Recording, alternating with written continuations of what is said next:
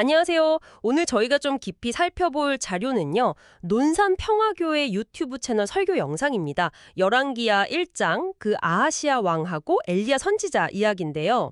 이게 세상 권력이랑 하나님의 능력이 정면으로 딱 부딪히는 상당히 극적인 장면을 다룹니다. 네, 그렇죠.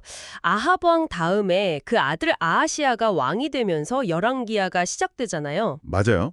근데 이 아하시아 왕이 기록을 보면 다락 난간, 그러니까 뭐 요즘으로 치면 한 2층 난간 같은 데서 떨어졌나 봐요. 네, 그래서 크게 다쳤는데 상태가 아주 심각했던 모양이에요. 정말 위중했는지 자기가 살지 죽을지 알아보려고 신하를 보내는데 네, 근데 그 대상이 이스라엘의 하나님이 아니라 에글론의 신 바알세붑이었다는 거죠.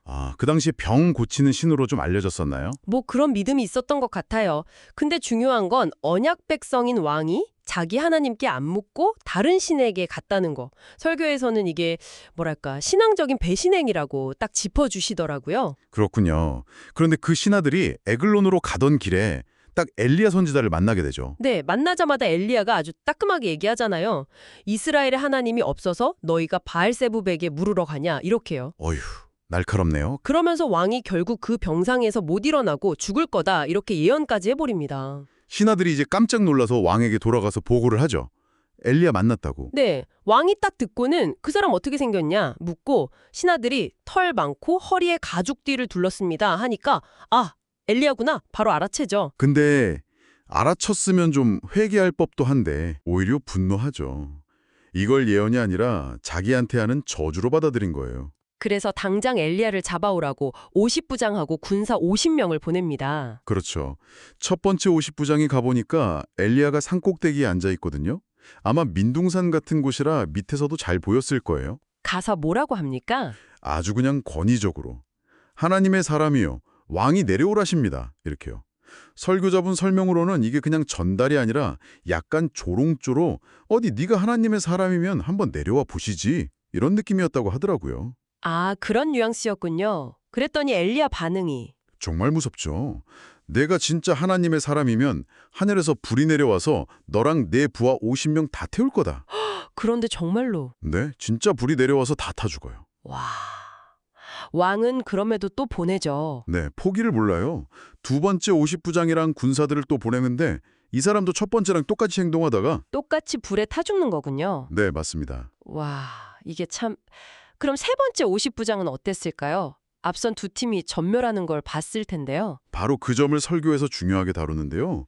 이 세 번째 50부장은 두려움을 느꼈다고 해요. 아, 죽는 게 무서워서? 물론 그것도 있었겠지만 그보다는 왕의 명령보다 더 크고 실제적인 힘, 그리고 하나님과 그분의 사람 엘리야에 대한 어떤 경외심 같은 걸 느꼈다는 거죠. 아, 차원이 다른 두려움이군요. 그렇죠. 그래서 행동이 완전히 달라져요. 엘리야 앞에 가서 그냥 무릎을 꿇고 엎드려 버립니다. 성경에는 간구했다고 나오는데 이게 그냥 요청이 아니라 정말 애원하듯이 빌었다는 거예요. 뭐라고 빌었나요? 하나님의 사람이여, 제발 제 생명과 여기 있는 당신의 종들, 이 50명의 생명을 좀 귀하게 여겨주십시오. 이렇게요. 자신의 힘이나 왕의 권위가 아니라 하나님의 권위 앞에 완전히 낮아진 거죠. 아, 이 태도의 차이가 결국 생사를 갈랐네요. 네, 바로 그거죠. 이 세 번째 부장과 군사들은 결국 살았습니다.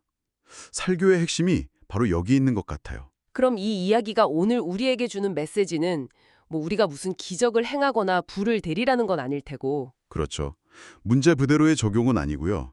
우리가 살면서 겪는 여러 가지 어려움들, 기도해도 잘 안 풀리는 것 같고 이해할 수 없는 일들. 설교에서는 국제 분쟁이나 북핵 문제 같은 큰 이야기도 예로 드셨는데 그런 상황 앞에서 우리가 어떤 태도를 가져야 하느냐는 거죠. 아, 그러니까 세상 사람들이 너희 기도해도 소용없잖아. 이렇게 비웃거나 조롱할 때 첫 두 부장처럼 맞서 싸우거나 분노하는 게 아니라 네, 오히려 세 번째 부장처럼 눈에 보이는 권력이나 환경, 사람들의 말보다 보이지 않는 하나님을 더 의식하고 그분을 두려워하며 존경하는 마음, 즉 경외심을 가져야 한다는 겁니다. 하나님을 더 두려워하는 삶? 그게 구체적으로 어떤 모습일까요? 설교에서는 그걸 이렇게 표현했어요. 하나님 때문에 내가 이건 못한다. 하나님 때문에 저기는 안 간다. 하나님 때문에 내가 좀 참고 손해본다 하는 게 있는 삶이라고요. 아하, 이해가 되네요. 결국 변치 않고 살아 역사하시는 하나님을 굳게 믿고 어떤 상황이 닥치든 세 번째 50부장처럼 하나님, 저희 생명을 귀하게 여겨주세요 하고 겸손하게 엎드릴 수 있는 그 마음가짐이 중요하다는 거죠. 네, 오늘 이야기를 쭉 들어보니까 결국 핵심은 어려운 현실 앞에서 막 외부 상황이랑 힘겨루기를 하려고 하기보다는 먼저 내 안의 자세, 그 태도를 가다듬는 게 중요하다는 거네요. 맞습니다. 세상의 어떤 압력이나 조롱 속에서도 더 높은 권위, 즉 하나님에 대한 경외심과 겸손함을 잃지 않는 것. 그게 핵심인 것 같습니다. 네, 참 중요한 메시지네요. 그렇죠. 여기서 청취자분들도 한번 생각해 보실 지점이 있을 것 같아요. 꼭 이런 종교적인 맥락이 아니더라도 우리 삶에서 당장의 어떤 압력이나 사회적인 통념 같은 것보다 더 깊은 원칙이나 가치를 우선한다는 게 어떤 의미일까 하고요. 아, 내 삶에서 뭔가 즉각적으로 반응하기보다 한 걸음 물러서서 더 깊은 무언가를 존중하고 경외하는 마음으로 선택한다는 건 구체적으로 어떤 모습일까? 한 번쯤 돌아보시는 것도 좋지 않을까 싶습니다.